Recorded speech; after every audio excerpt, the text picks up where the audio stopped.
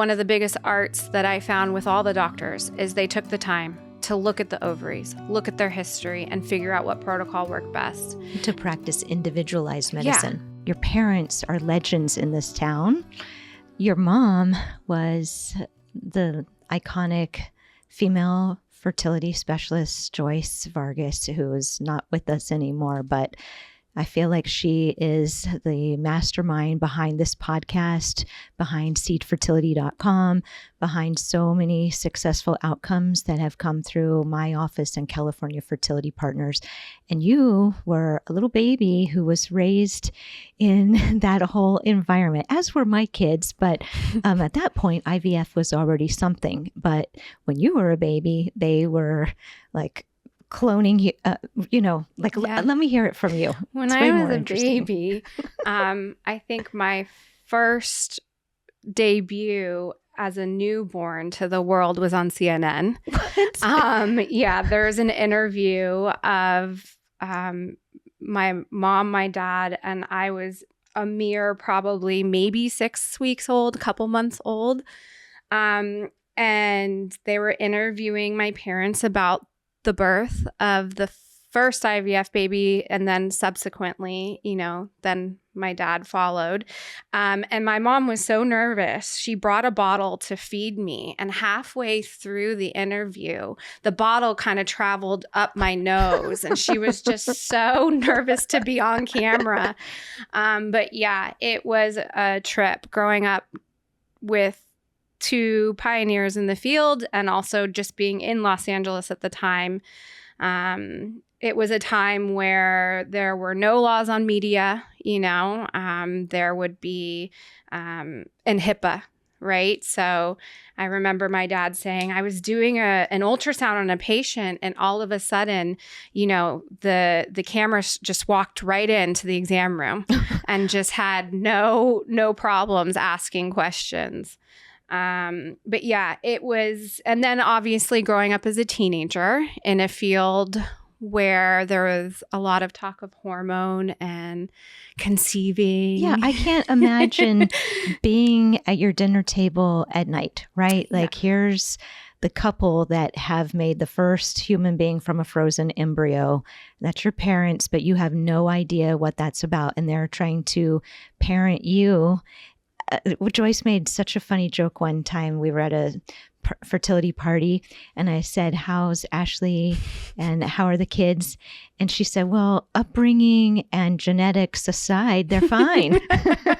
Yeah, that's typical mom. I know. It was crazy. I mean, when I was little and I didn't understand really what they did, there would be dinner parties with previous patients, and those previous patients would happen to be parents at the elementary school I went to. And I remember my parents getting a phone call from my teacher because I walked into the room and I pointed at my friend and I said, my daddy got your mommy pregnant. And that person just burst into tears being like, what are you talking about? And I got home that day and they said, listen, your parents do something unique, right? And so it's sometimes best to keep those things private. The parent of that child did get a good laugh, because she was pregnant. But I definitely had a different understanding of IVF at a young age. Mm-hmm. I think what is funny is when I was 11, I was really obsessed with getting a period and the reproductive system. That's got to be true for you, right? The first time I got my period, it literally was like a party. My mom was just like, I'm so excited for you. And, immediately started talking about having babies. And I was like, what is going on? But yeah, it was a crazy time to be a teenager with two parents who were so hyper-focused on the way hormones affect the human body. Mm-hmm. And especially when I started to have my own problems with PCOS, mm-hmm. I was definitely thrown into the world of endocrinology at a young age, and had all kinds of workups. Did that give you a feeling of they think something's wrong with me? Oh, yeah. I mean, there was definitely, yeah, there was that feeling of they didn't know, I'm 42 now, and at the age of 15, they started trying to work me up for PCOS. And obviously, like anything in the medical field, science just changes, right? So the diagnosis for PCOS back then was very different than it is now. A lot of times with PCOS now, diagnosis is based on symptomatology. Oftentimes those women's voices back then weren't heard or understood, inappropriate weight gain, amenorrhea. They were looking for more concrete ways to diagnose PCOS. In addition to doing like fasting insulin resistant tests with glucose, they at one point were doing all kinds of radiologic CT scans of my adrenal glands because at one time they thought it was Cushing's. So it went down a rabbit hole kind of fast. Wow. And so what were they chasing after? You had irregular cycles? And inappropriate weight gain and just kind of, a little bit of hirsutism. I never had really bad acne, but irregular cycles, all of it. Mm-hmm. I remember one of the first things that Joyce said to me when, like, soon after we met was, "Oh, you will have to help my daughter. She has PCOS." Yeah. And I was like, "How old is she?" She was like, "She's 19. Yeah. She was my biggest supporter because it did really instill some fear in me. And she said, "Don't worry, baby. Like, we'll get you pregnant." She's like, sometimes the PCOS patients are easier to get pregnant because they're high responders. And I'm looking at her like, what is she saying? English, please, Mom. Like, I was like, okay. But yeah, I mean, both my mom and dad really, they came to a lot of doctor's appointments with me. I think they tried to at first navigate it themselves.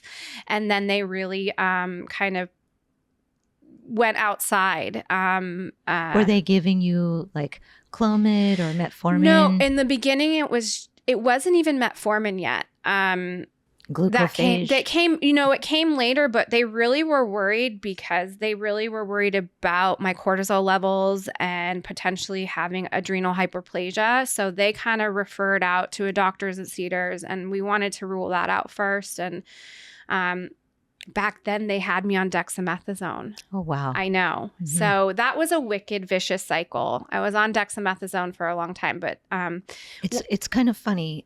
You're like a lab rat. I know. Sort of. I know.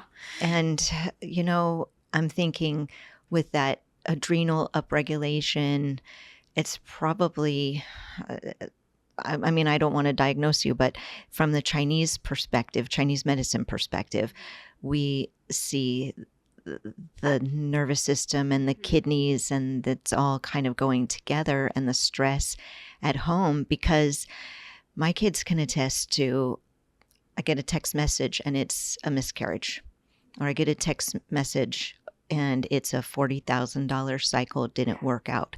And so I can only imagine what kind of scrutiny maybe they were under as they were doing this medicine, this field that hadn't been declared.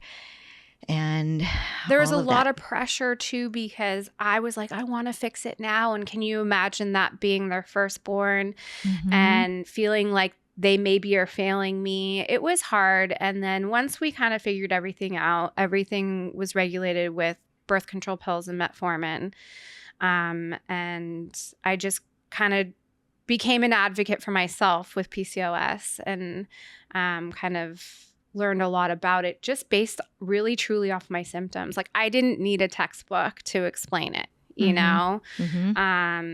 And I think now if you talk to other women with PCOS, there's not a clear, firm way to diagnose it, but there's a lot of underlying symptoms that were often dismissed. And I'm really happy for all of the attention that PCOS has gotten now, and ways that women can get help with it.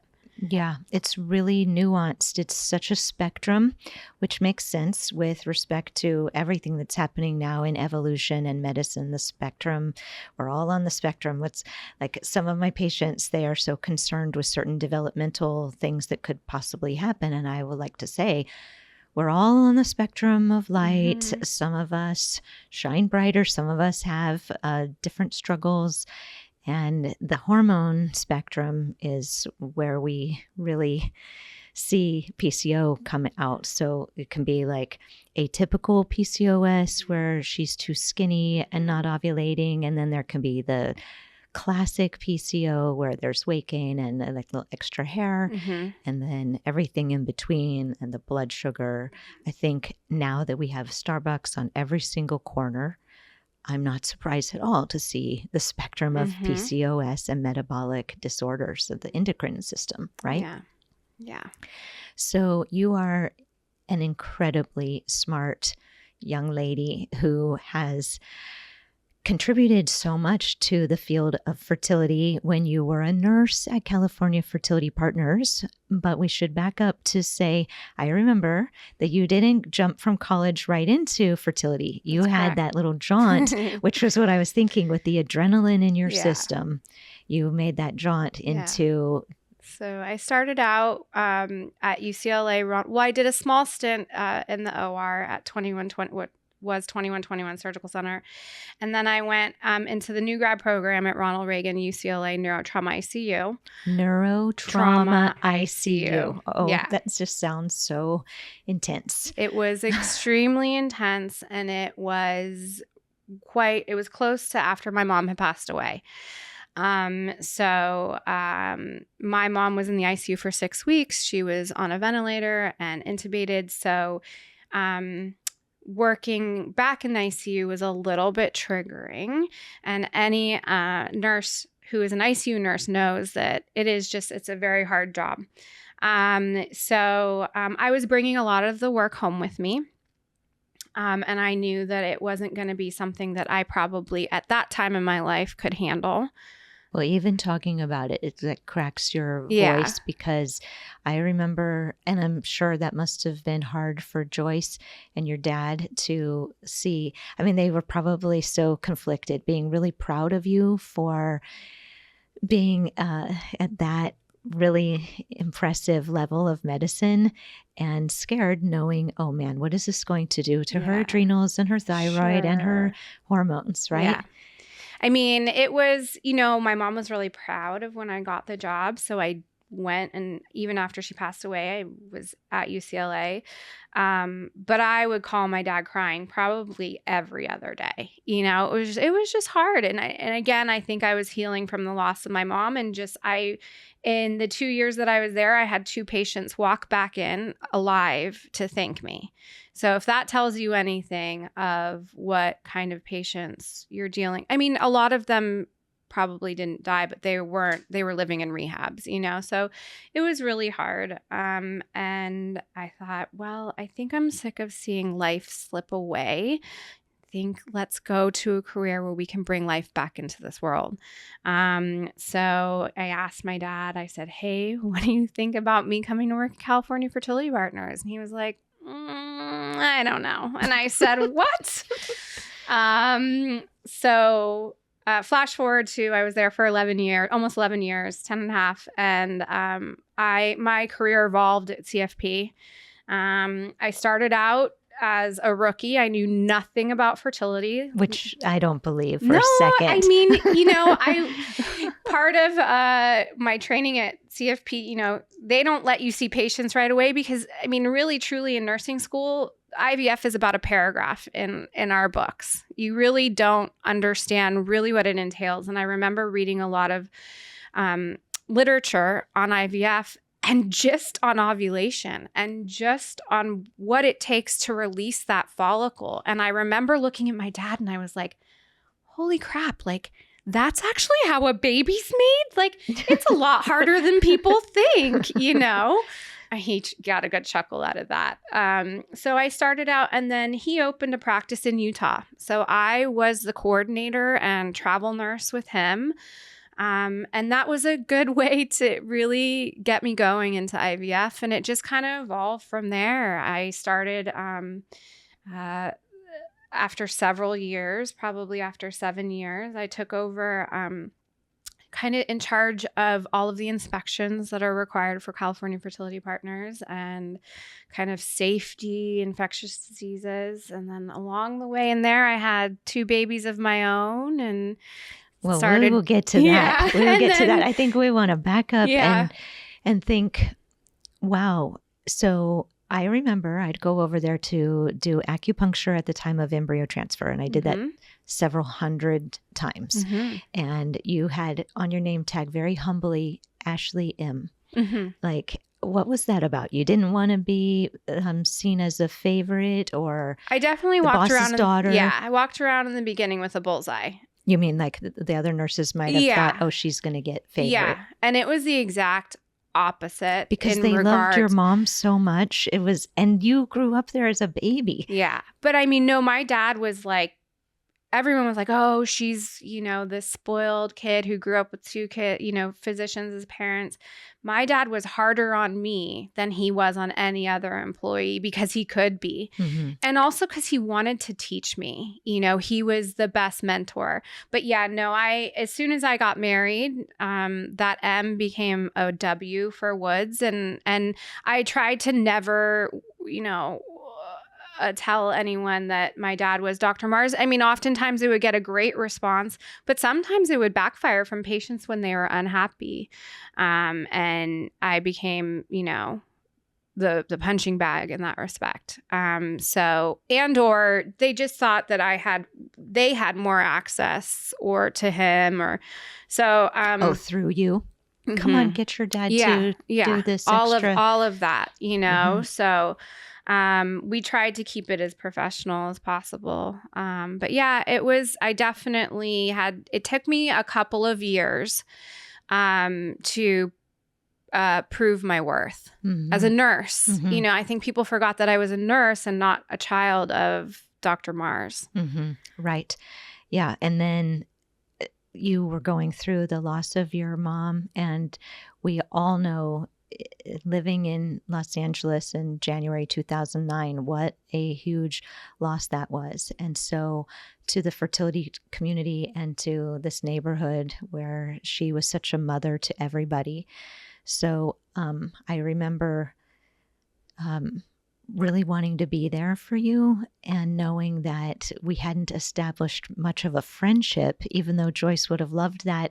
All of us in this field are so incredibly overworked. I won't even say busy, just overworked because of the onslaught or the tsunami that is like always behind us of the number of women and couples that are struggling to conceive and stay pregnant.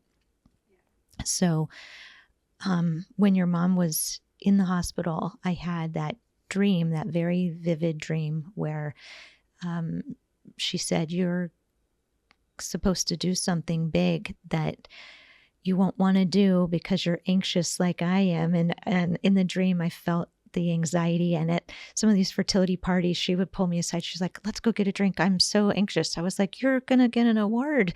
Like, no, how can you be anxious if you help so many people? And this field was like made for you. And anyway, it's like, it was a really, really sad time. And then my mom passed 6 months after your mom did.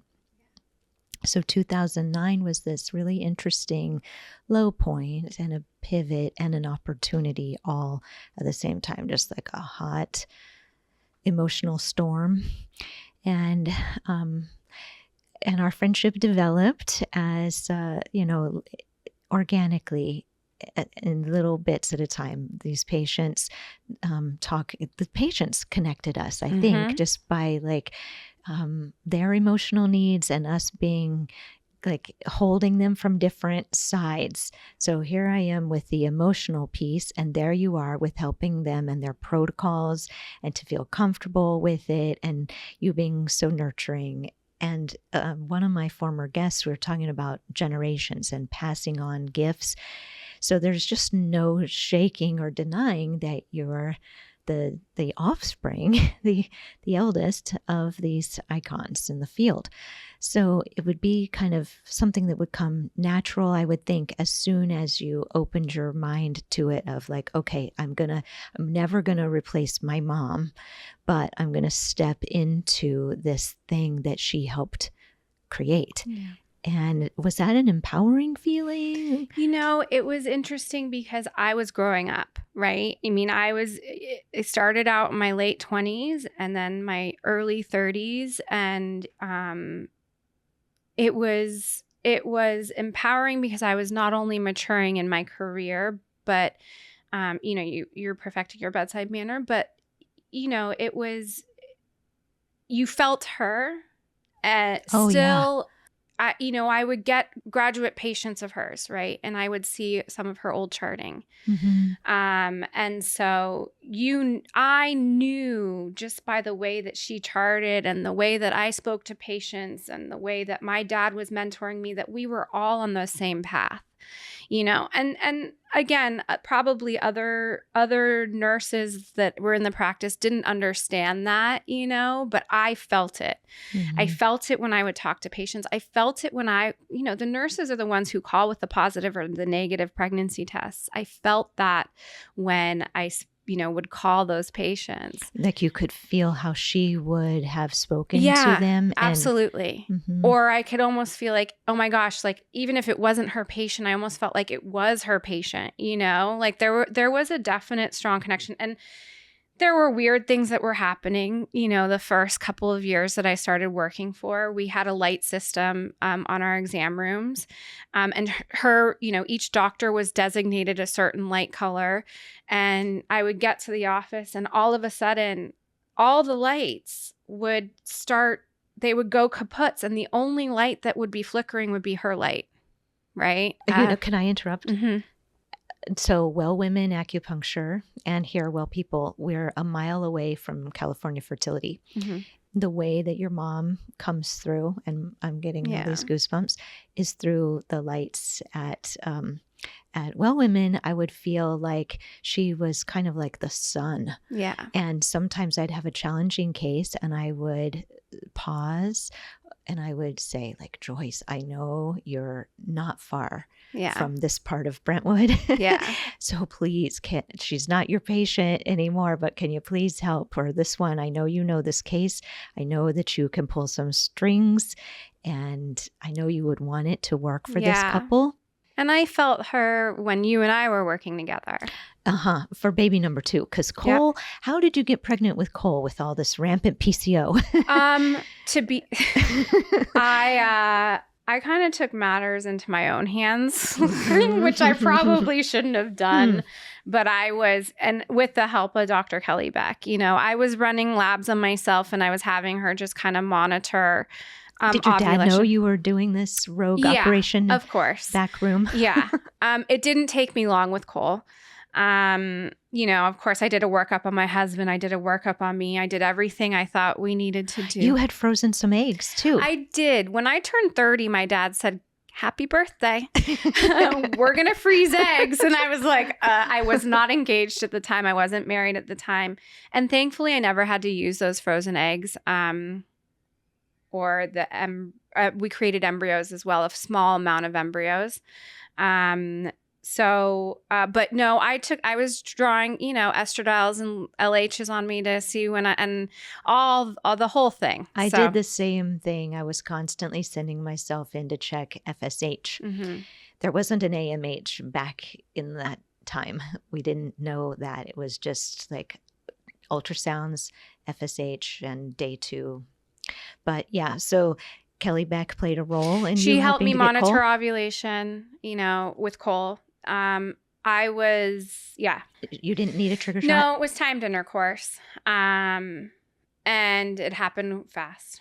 Yeah. Do you think, as I'm all about the psychospiritual emotional component and the readiness factor and all these chapter titles from my book, do you feel like in conceiving Cole, it was really just a matter of you being young and you knowing what to do and kind of like a physical, just like a heady sort of like, I think we're ready? Feel like all of that, but I also think that I had less pressure on because I didn't know the love that existed with having a child. So that's something you can never explain. Meaning you had it like an intellectual achievement sort of thing? So when I tried to conceive my second child, I was more anxious about it because I couldn't imagine not having another child because when Cole was brought into my life, I had no idea I could love a human being like that. It was a chemical, insane, Like I felt like literally my heart was outside of my body. Mm-hmm. And so I didn't even know that existed when I was trying to conceive him. So I didn't, for lack of better terms, didn't want it as bad, right? I didn't know what it felt like. Mm-hmm. But when I started trying to conceive Rose, I got anxious. I wanted it so bad because I already had a child, and I loved Cole so much. Mm-hmm. I couldn't. So sometimes when patients would come in for baby number 2, I could identify with their anxiety because they already had one, right? Mm-hmm. And they just wanted it so and bad. the messaging is, well, at least you have the one. It's so dismissive It is. in the secondary infertility community. It's like, well, why would you want another when you already have one? You should be grateful. No. And that's the exact opposite. Speaking from firsthand experience, I was like, absolutely not. Like, Mm-hmm. And like just a little secret reveal here, knowing you had conceived Cole, I was like, dang it, I'm not doing right by Joyce because I was supposed to help her. Right. But nobody knew you were trying. No. And it really happened fast. Mm-hmm. I mean, it happened so fast. I think my dad, because I was on birth control pills for my PCOS, and what you're not supposed to do is conceive right away after coming off the pill, because there's a higher rate of miscarriage. And when he found out I did, I was like, oops, like, I mean, knock on wood, everything was fine. But yeah, it came I think my husband was shocked too, so kind of like a typical man. They're never 100% ready, even though they say they are. So yeah, but then. And then you had that pregnancy and it was healthy. Yep. And then he came out fine. He was born June 19th, 2017, my little Gemini. So I remember I'd go in for these embryo transfers and I saw your belly growing and saw the pregnancy continuing. And I was happy. I wonder how that would have landed for the patients, as in 2010, I had taught the SEED program live workshops with Jack in my belly. And Dr. Ringler had said, it's going to be inspiring for them. Don't worry. But when I was pregnant with Kira a few years prior, it was not inspiring. It was upsetting. And I had to leave my practice for a while. But with Jack, it was very different. How was it for you working in the fertility center? With Cole, I was very much involved in seeing patients one-on-one. For the most part, it was well received and everyone was really happy. And were you disclosing I had PCOS and it was a thing? No, patients will, when I was pregnant, would say, oh, I'm so happy for you. Congratulations. Is it a boy or a girl? But they didn't really want to hear more about it. Mm-hmm. So that was the cue to be sensitive to them. I did have a patient request that I not be their nurse because it was too upsetting. And you're upset for a second, but you have to respect what they're going through. And it's such an emotional time for these patients that we'll do whatever, or I would do whatever I needed to do to make them more comfortable and feel safe. But I was upset because you start to say, oh, what did I do wrong? And it was nothing. It was truly nothing. It was, that she just didn't want to see a pregnant woman taking care of her when she's struggling. So, I can't hide in a corner. I can't hide in the closet. I needed to do my job, and my job was to take care of patients. But it was definitely, towards the end when I started to get really big, I just kind of slowed down a little bit. You stayed in that nurse's room. Yeah. more often. Yeah. Mm-hmm. Yeah. And it was a better call. Yeah. It also was just so stressful. I mean, working as a nurse in fertility is so stressful that it started to affect my pregnancy a little bit. Mm-hmm. Let's talk about those kinds of stresses, because none of the episodes have really touched on how stressful it is for us, the baby makers, the team, not baby makers, the parents, but the team, we're the support team, the nurses, the acupuncturists, the coaches, the doctors. I think one of the most stressful things is these aren't just patients that you get a snapshot of that come in once a year for an annual. We are following these patients for months, sometimes years at a time. There's no way, or for me at least, that I'm not going to absorb that person's struggle, that person's pain, their story, their everything, you know. I mean, I had everyone's schedule memorized, you know, their protocol, schedule. Everything, you know, when I thought they would be ovulating, all of those things, because we are so closely intertwined with them. I mean, it's, you know, they're in the office every couple of days. They're then placed on hormones. I think that we are affected by their energy as we're wanting it for them. Absolutely. And we're donating some of our energy to them. Yeah. At least certain cases. 100%. And then they're in our subconscious. We're praying for them. We're thinking about them constantly. Constantly. So it's not just me. No, but I think that comes with someone who has empathy, right? Mm-hmm. I think there are certain people that can walk out the door and forget about it, and it's not on their mind. But that always has been a problem for me in general. And I mean, that's why I became a nurse. But, you know, it's not just one patient that I'm taking care of. You know, there's 5 doctors in the practice.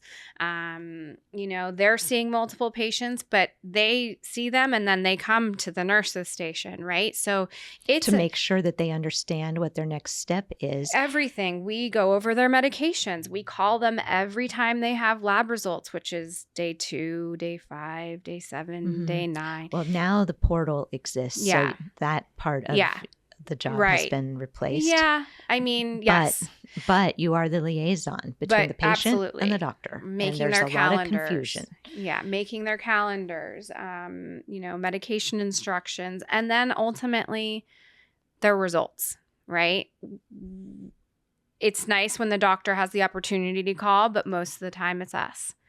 And it's good or bad news, you know? So that is draining. So, you know, it's a lot. And then, of course, as for me, I continued to grow in my career. I took on a lot more responsibilities. So you add in a fertility clinic with, you know, director, manager, stuff like that. It was stressful. So I always tell every nurse, anyone in the healthcare profession, it's so important for you to be able to take care of yourself, and it's because it will affect every aspect of your life. So it was hard. It was hard. Yeah, it was. And then you started getting the inkling to conceive. Miss again, Rose, right? Miss Rose Haley Woods, my little Virgo. Who was born September 21st, 2019. My birthday. Which is Danica's birthday. Yeah. So, you know, right when Cole turned 2, it was, let's go again. And it wasn't happening as fast as I wanted it to. And so it was time. And again, I was working again at CFP. So there was the stress of being a nurse in the fertility field. There was the stress of already knowing the love that existed of having the first child and you wanting that second child. So, you know, it was time for me, and I was having ovulation problems. I could tell already I wasn't getting positive ovulation predictor kits. My luteal phase was shorter than I knew it needed to be. So I wasn't getting that hormonal support after ovulation. And so I, again, tried to do it on my own by walking into the lab every couple of days, asking them to check my estrogen and LH. And they would like literally laugh at me. They're like, again. I'm like, again. You know, and Dr. Beck was helping monitor ovulation a little bit. But I knew that I needed your help. And so I made that call. Yeah. And my help being like, the way I interpret that sentence is that you were ready at last to address the loss of your mom and to talk to somebody who knew her. And everybody knows I can help people cry. And so maybe it was like, I'll go in there and I will cry. And I was very happy when you asked if you could come in, because then I felt like I'll get to do right by Joyce, because I really feel like she has helped me so much with the seed program and everything else. So it was like, okay, now here you are. And then I explain that conceiving boys is like, just got to get physically stronger or more hormone balance, and conceive a girl is to be aware of your wisdom and the way that you've been changed spiritually and emotionally and psychologically. And so I really felt like as you changed on an emotional level and you got in touch with feeling vulnerable, that it was going to be fine. But how was it being in your shoes? I mean, when you're going through trying to conceive and you're coming across difficulties, you immediately become vulnerable, right? It's so important for women in that state of vulnerability to reach out and find their support system, whether it's through family, friends, other women, acupuncturist. If they're going through fertility, I hope that they have the best team behind them, and you have a good nurse. So when I walked in the doors with you, I was already feeling very vulnerable between work stress. I also had a 2-year-old, and I remember laying down on the table and I felt it in my chest. I'm an anxious person, right? So when you were talking about my mom and her anxiety and all that, I have horrible anxiety. And I remember I literally just felt you feel my worry. And what I've told patients before, and I had to tell myself this, is when you go into acupuncture, you need to look at it as 2 things. You should have it feel like you are going to a therapy session. And you need to walk out feeling like you also have had the best body massage of your life, Mm-hmm. And oftentimes when patients would say, oh, I don't know, it's needles, it freaks me out, da, da, da. And I said, look, it's not for everyone. If you sit on the table and you resist it the whole time, it's not beneficial to you. And I remember laying down and being like, okay, it's time to quiet your mind, let her do her work. And it will help. And it did. The first couple of times I did it, I think I was laying on the table just crying, because I just was releasing everything. It's hard to be the person who's got that association, because a lot of times after the women have their babies, I get Christmas cards, but I don't see them after they become pregnant. They may stop coming. I know. Because it's too much for them. It's like PTSD. Mm-hmm. A lot of times when we would have patients graduate, they would be like, I don't want to leave. I'm so scared to graduate from CFP. And then, but once they had their babies, and it's okay, you kind of feel forgotten. Mm-hmm. But I always look at it as it's okay. They're on to their new journey. Look, they have their child, Right. And we can only stay friends with so many for so long. And they probably do want to forget some of the aspects of what we had to do to get that baby, because we take over their lives. Yeah. The process, not us. Yeah. It takes over our lives too. Yeah. Oh, yeah. So as Rose made her way to you, how do you feel like the process was changing you to become her mom? I remember watching you become more tired. No. Yeah. You started because you came in for the first round of acupuncture, and I saw what I've seen so often, okay, I'm here, so it will work this month. And it didn't work that first month. And it didn't work the second month. Mm-hmm. And then I saw the surrender, and that was relatively quick. I think it was 3 months. Yeah, and we did some herbs, but we did fast and furious grief recovery. We had conversations. Your mom was journaling. There to help. Yeah, we were journaling. You're right. The way that my body prepared for her, I remember. I know when I conceived her, we went up to Santa Barbara. We stayed at the Biltmore Four Seasons, and you just said, go and have a good time. And I was like, okay, I'm just like not even going to worry about it. Like, I'm fine. And against all acupuncturists, I had a glass of wine, and my husband and I had a great time. It was the new year. And lo and behold, I mean, it happened. And, my dad would often write on a prescription pad to patients, what you need to do right now to conceive is go on vacation.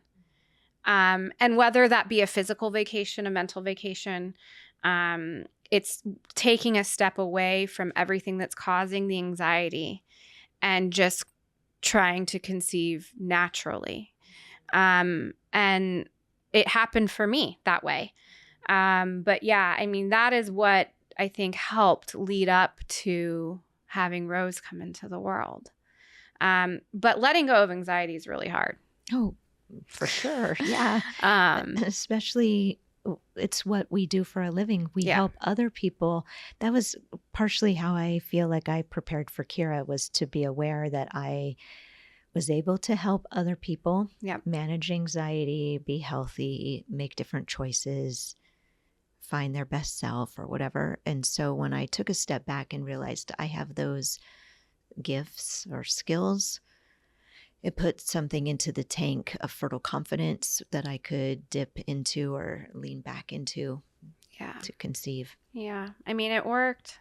Yeah. It took a while. It's, the hardest part too for me being here was being quiet during acupuncture. Mm-hmm. It's hard for someone who has anxiety. You really have to learn how to let the needles work and be comfortable being quiet.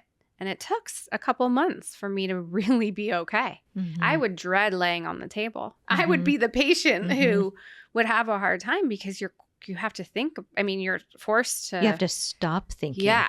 You have to stop thinking. You have to block out the noise and just relax. And that is hard. Yeah, it sure is. Especially when you're hormonal. Yeah. Well, right. So because you are so wise and you have so much experience in the fertility field, I figured it would be fun for us to do like a little rapid fire protocol questions for people. Thing. Yeah, your favorite thing to talk about. Not the emotions, but the protocols. No, the science. Yeah. So in watching all these patients, what do you think is not a secret bullet, but like in what you observed in 10 years, where did you see some of the better advances in IVF? One of my favorite protocols that I found, there was successful pregnancy rates. And obviously what I think is important to talk about when it comes to protocols is, I think, why I was so proud to work with the doctors that I work with is they tailor their protocols to the ovaries. Oftentimes we would get records from other fertility clinics and it was just a blanket, we're going to put them on birth control pills for 2 weeks and then we're going to hit them with FSH and LH and it's going to be 300 of follistim and 75 of menopur no matter what. And I think one of the biggest arts that I found with all the doctors is they took the time to look at the ovaries, look at their history, and figure out what protocol worked best. To practice individualized medicine. Yeah. Mm-hmm. I mean, it's like, I'm telling you, I would do record reviews on other doctors, and I was like, wait, this poor patient's 38, and this poor patient's 43, and they're on the same stem, and this patient, so oftentimes with the lower responders, the doctors would go low and slow. And what I mean by low and slow is they wouldn't blast the ovaries with high amounts of stimulation. A lot of doctors back in the day and a lot of doctors now follow suit and they just hit with really high levels of follistim or gonal-F and high levels of menopur out the gate. And oftentimes the doctors at CFP would kind of let the ovaries, what I called, float. And you would give them a low dose of stim and you would let the ovaries kind of take over and allow for that low and slow growth. So I found you would get better quality. Mm-hmm. Lower amounts of medication and allowing the ovaries to naturally do what they were going to do. Sometimes Dr. Beck doesn't start any stimulations until like cycle day 7. Or she'll float a day where she's been given, or she doesn't start till day 7, or she won't give stim one day. You know, she'll do a day off to allow for that, what I call, again, nurturing or floating of the ovaries, so the follicle quality's better. You know, I would kind of say, look, you don't want to, and this is a bad way to say it, but you don't want to hard boil the eggs, right?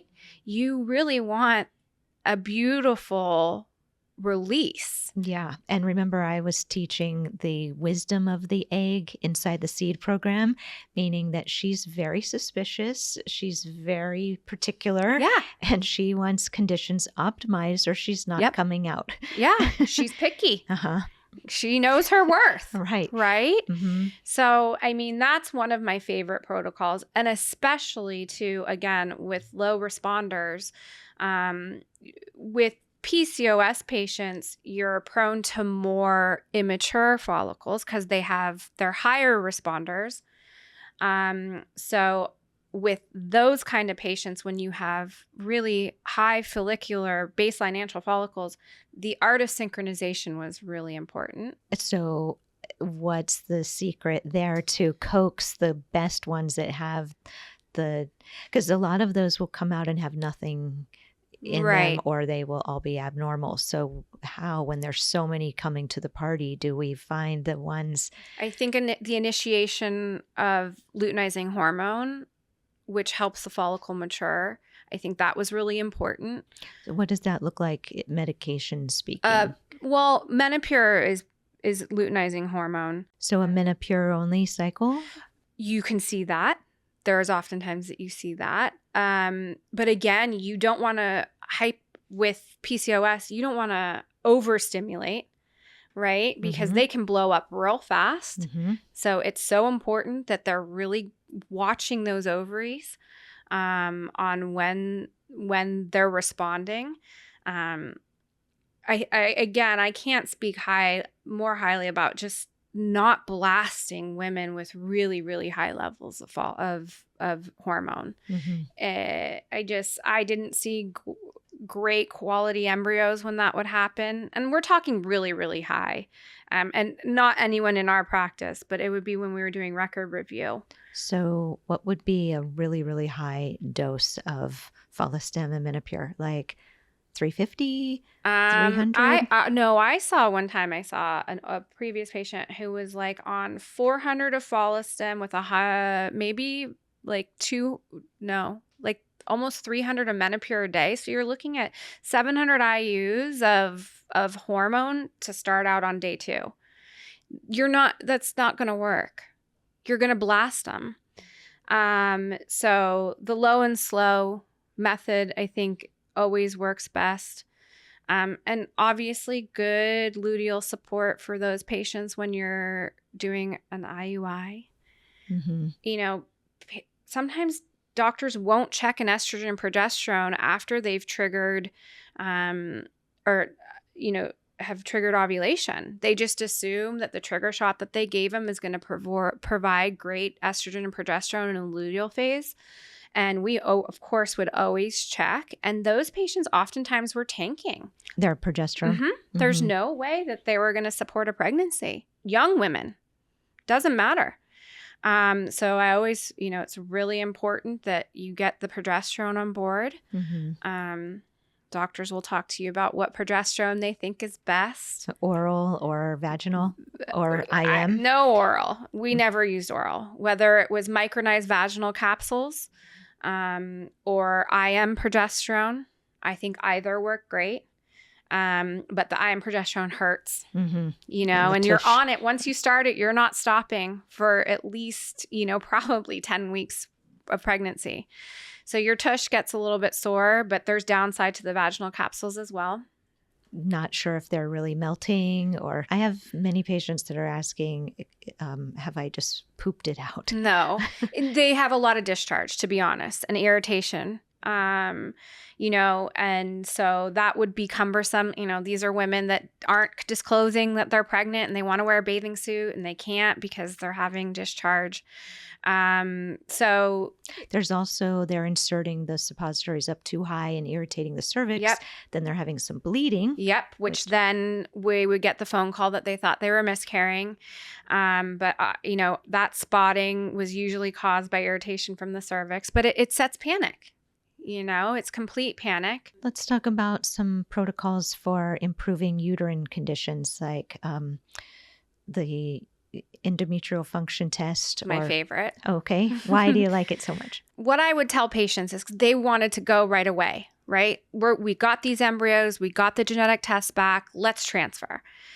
And in the years, as things progressed, we found that what we thought was the receptivity window to transfer embryos wasn't as accurate.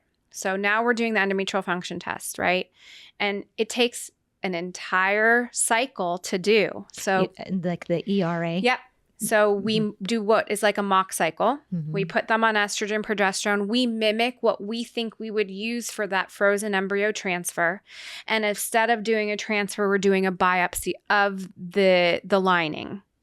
And that biopsy is sent off. And in the paperwork that we send off, we talk about what dosage we use for estrogen, what dosage we use for progesterone, what method we use for progesterone, what time we initiated the progesterone, what time we did the biopsy. And we would get back results and it would say, yes, your window of receptivity, the protocol that you've used is fantastic. This is what you're going to use for your transfer cycle. Or it would say, you know what, you need to, your first initial dose of progesterone needs to change and your timing needs to change. But patients would get frustrated when we would get the results back, create those embryos, freeze them, and then say, you got to wait another month at least before we can do a transfer cycle. And what I would tell patients is, this is precious cargo. Mm-hmm. We worked really hard for these embryos. You will kick yourself if we don't do this mock cycle and then you have a negative beta. Yeah, because we're going to tell you, guess what? We have to do it now, and you've already lost an embryo. Mm-hmm. So again, it's hard for patients. They feel like it's not as invasive. It's not something that you're put under anesthesia for, but it's just another month. Yeah. Right. They're constantly looking at their watch. Yeah. I think as we're having to wind down this episode, I think we could anchor it in patience, right? Like you had to be patient and slow yourself down to receive the egg, and that would be Rose. And you had to be patient with your heart when it needed to heal, and patient with yourself as you were changing careers, and patient with life. And the patients that we work with, they have to be patient with these protocols. Like, we are optimizing the conditions for the egg.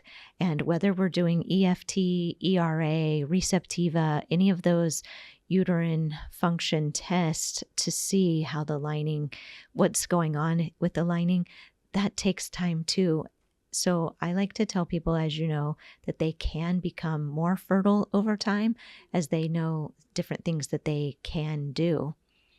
Emotionally, acupuncture, nutritionally speaking, and as they learn the nuances of this medicine, right? There's like, we could laugh, or, I mean, what we have seen, the changes, right? From the 8-cell embryos, 5-6 of the 8-cell embryos being put in, to now it's several months to put in one genetically normal egg after 4 different mock cycles to optimize the lining before that one normal embryo is inserted.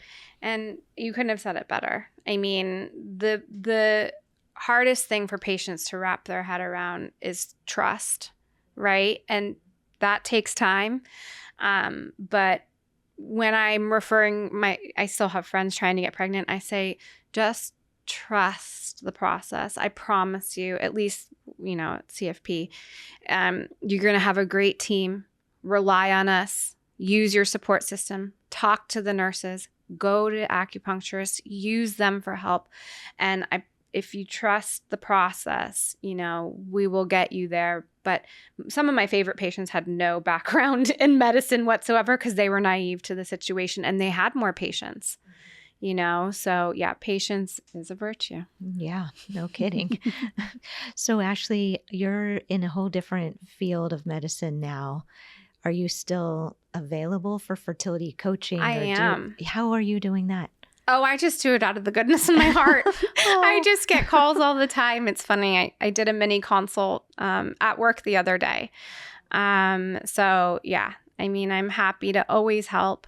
I'm happy to be there for patients as they're going through, day 2, day 5, day 7, day 9.